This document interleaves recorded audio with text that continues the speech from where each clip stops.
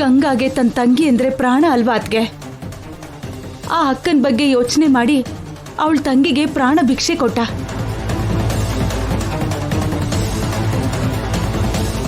ಗಂಗಾ, ನೀನು ನಿತ್ಯನ್ನ ಎಷ್ಟು ಸಲ ಅಂತ ಕ್ಷಮಿಸ್ತೀರ ಜೈ? ಅವಳು ಮಾಡಿರೋ ಕೊಲೆ ಪ್ರಯತ್ನಕ್ಕೆ ಶಿಕ್ಷೆ ಆಗ್ಬೇಕು. ನೋ ಆಂಟಿ, ಹುಟ್ಟತಾನೆ ಯಾರು ಕೆಟ್ಟವರಲ್ಲ. ಹಸಿ ರಕ್ತ ಕುಡಿಯೋ ಹುಲಿ ಸಿಂಹದಂತ ಕ್ರೂರ ಪ್ರಾಣಿಗಳು ಕೂಡ ಹುಟ್ಟಿದಾಗ ಹಾಲೇ ಕುಡಿಯೋದು. ಸ್ವಭಾವದ ಕಾರಣಕ್ಕೆ ಪ್ರಾಣಿಗಳು, ಪರಿಸ್ಥಿತಿ ಕಾರಣಕ್ಕೆ ಮನುಷ್ಯರು ಬದಲಾಗ್ತಾರೆ. ಗಂಗಾ ನನ್ನ ಮನುಷ್ಯನ್ ಮಾಡಿದ ಹಾಗೆ ನಿತ್ಯನ ನಾನು ಬದಲಾಯಿಸೋಣ ಅಂತ ಅನ್ಕೊಂಡಿದ್ದೀನಿ. ದಯವಿಟ್ಟು ನೀವು ನಿತ್ಯನಿಗೇನು ಹೇಳಬೇಡಿ. ನಿತ್ಯನ್ ಮುಂದೆ ಗಂಗನ್ ವಿಷಯನ ಮಾತಾಡಬೇಡಿ.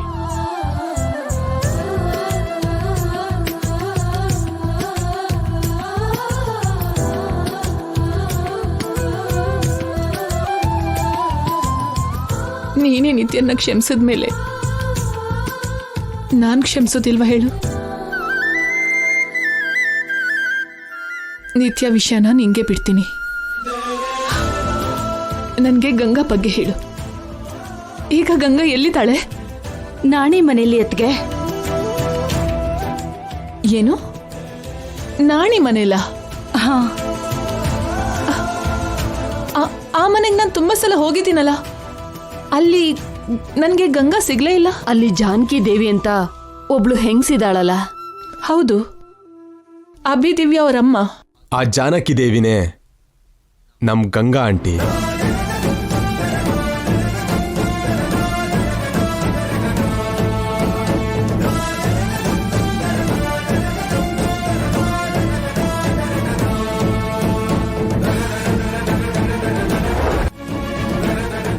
ಜಾನಕಿನೇ ಗಂಗನ?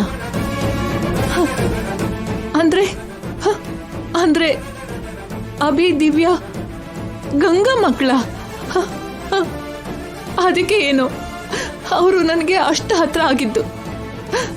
ಅದಕ್ಕೆನಾ ಅವರನ್ನ ನೋಡಿದಾಗ ಗಂಗಾ ನೆನಪಾಗೋದು? ಹೌದು ಆಂಟಿ,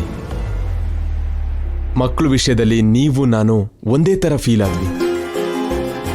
ಅವ್ರು ನಮ್ಗೆ ಯಾಕೆ ಕನೆಕ್ಟ್ ಆದ್ರು ಅಂತ ಈಗ ಗೊತ್ತಾಯ್ತು.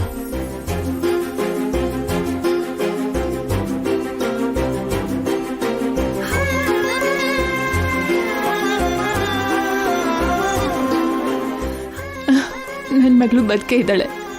ಸರ್ ಬಂದ್ರೆ ಖುಷಿನೇ ಅಲ್ವಾ ನಿಮ್ಗೆ?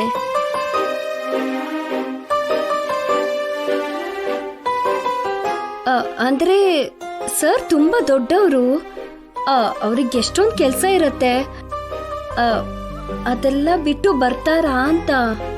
ಸರ್ಗೆ ಎಷ್ಟೇ ಫ್ಯಾಕ್ಟ್ರಿ ಪ್ರಾಜೆಕ್ಟ್ ಎಲ್ಲ ಇದ್ರು ಅದ್ಯಾವುದು ನಿಮ್ಗಿಂತ ಹೆಚ್ಚಲ್ಲ ಮೇಡಮ್ ಅವರೇ.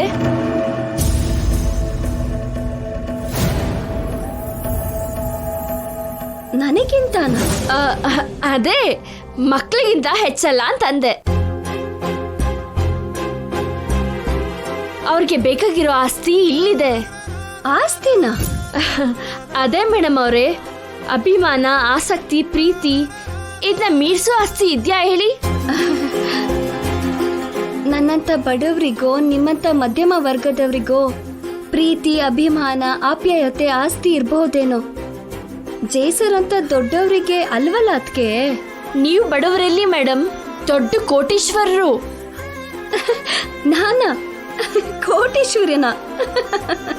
ಅಂದ್ರೆ ಜೈಸರ್ ಅಂತ ದೊಡ್ಡ ವ್ಯಕ್ತಿ ನಿಮ್ ಮಕ್ಳನ್ನ ಇಷ್ಟಪಡ್ತಾರೆ ಅಂದ್ರೆ ನೀವು ಬಡವರಲ್ಲ ಮೇಡಮ್ ಅವರೇ.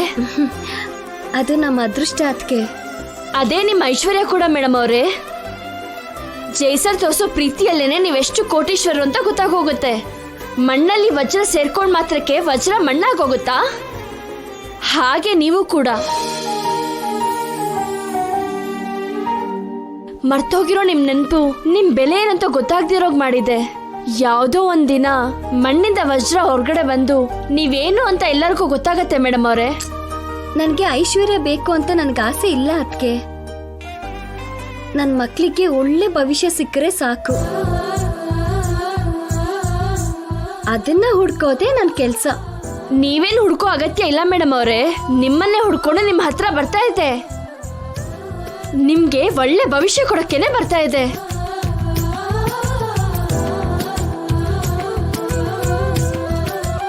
ಆಗಾಗ ನನಗೂ ಹಾಗೆ ಅನ್ಸುತ್ತೆ ಅದಕ್ಕೆ. ನನ್ನವ್ರು ಯಾರೋ ನನ್ನ ಹುಡ್ಕೊಂಡು ಬರ್ತಾರೆ ಅನ್ಸುತ್ತೆ. ನೆನ್ನೆ ಜೈ ಸರ್ನ ನೋಡಿದಾಗ ಅವ್ರ ಚಿಕ್ಕಮ್ಮನ ನೋಡಿದಾಗ ನನ್ಗೆ ಹಾಗೆ ಅನ್ನಿಸ್ತು.